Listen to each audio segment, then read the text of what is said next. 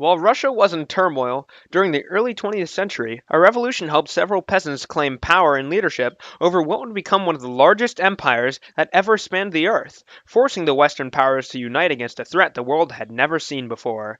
At the head of this empire stood Joseph Stalin, one of the most influential peoples who ever lived. In 1878, Joseph Stalin was born under the name of Iosif into a family of poor Georgian peasants.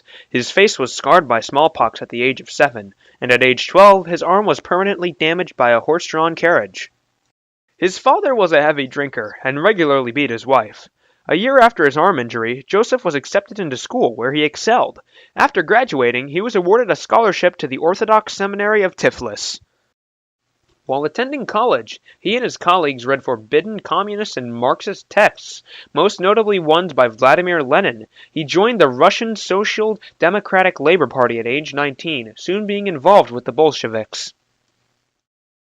After being expelled from school in 1899 at the age of 21, and shortly exiled in 1900 to Siberia after several conflicts with authorities, Joseph Stalin's life began to revolve around the Bolshevik Party, and he became a member in 1905. 7 years later, he was promoted by Vladimir Lenin to the party's highest governing office, the Central Committee. There, he focused in on how to assimilate the Russian ethnic groups into the Bolshevik Party, working as a behind-the-scenes operator. Over the course of several years, the party had picked up on a significant following from the grassroots upwards. During the revolution, Stalin showed considerable leadership and fulfilled the role of perpetuating propaganda to expand the Bolshevik ideology, helping fuel the flames of revolution. While Vladimir Lenin thought that Joseph had shown capabilities of leadership, other figures in the party had disagreements, most prominently Leon Trotsky and Nikolai Bukharin. Despite prominent Bolshevik figures disapproving of Stalin, in 1922 he was given the position of General Secretary of the Communist Party of the Soviet Union, or CPSU. In the month of his promotion, Vladimir Lenin suffered a stroke and passed away. In Vladimir Lenin's final writing testament, Lenin surprisingly wrote that he thought that Joseph Stalin shouldn't be granted the head of the party, and praised Leon Trotsky, going as far as to calling him the most capable member in the Central Committee. Alas, with the immense power at Stalin's disposal, he was able to suppress Lenin's final writings, and was able to solidify his position of power. He moved carefully, and was able to craftily dispose of those whom held them back most notably Leon Trotsky, his fiercest rival, and then 3 other men whom he ruled with, Lev Kamenev, Grigory Zinoviev, and Nikolai Bukharin. These events happened in 1928, and foreshadowed what was to come during the Great Purge of 1937 to 1938, where over 680,000 people lost their lives because of people searching for political gain, and was truly one of the most tragic and selfish mass killings in human history. However, the 1930s famine struck the Union when the state seized privately owned farmland in order to sustain the growing industrialization of the Union. While the seizure existed with moderate retaliation, historians have reason to believe that over 10 million peasants lost their lives as a result. After the Great Purge, Stalin ensured to only give fierce supporters of him access into the political world, and surrounded himself with self-promotion and glorification for his deeds.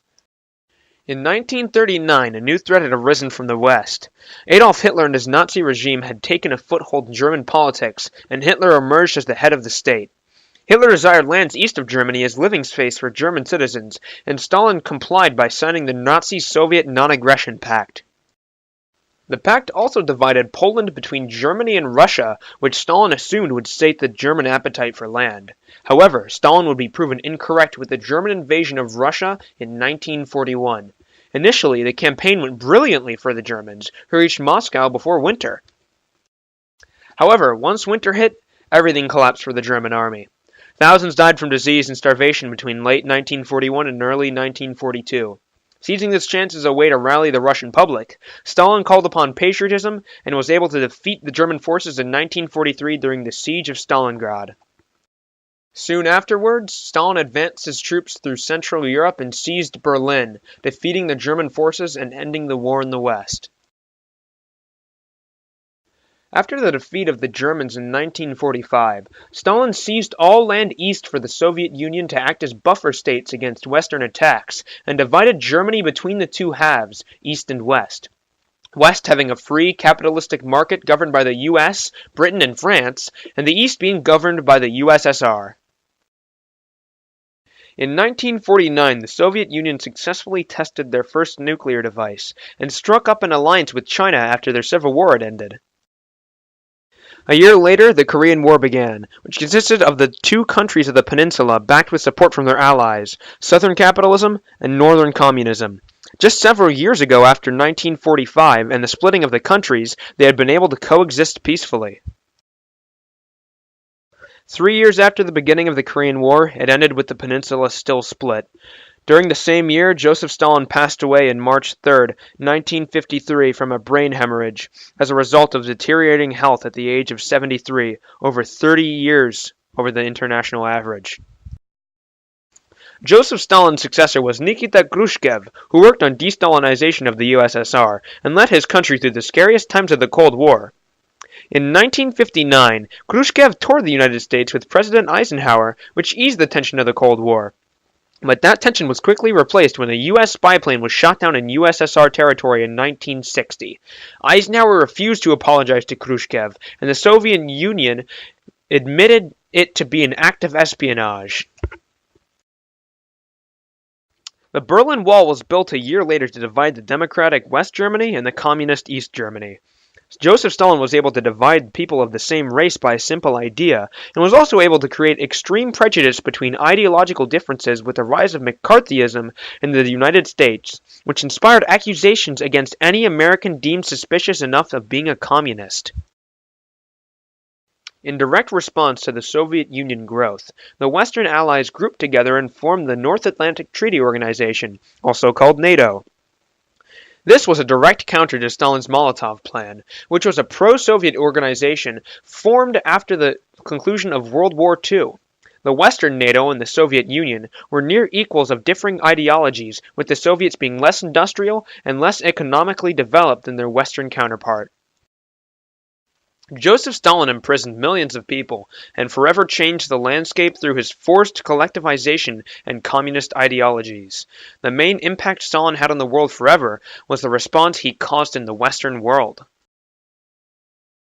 The Western world was somewhat unified before the Soviet Union, but after the unification of the USSR, the Western world didn't want to be controlled by Russia.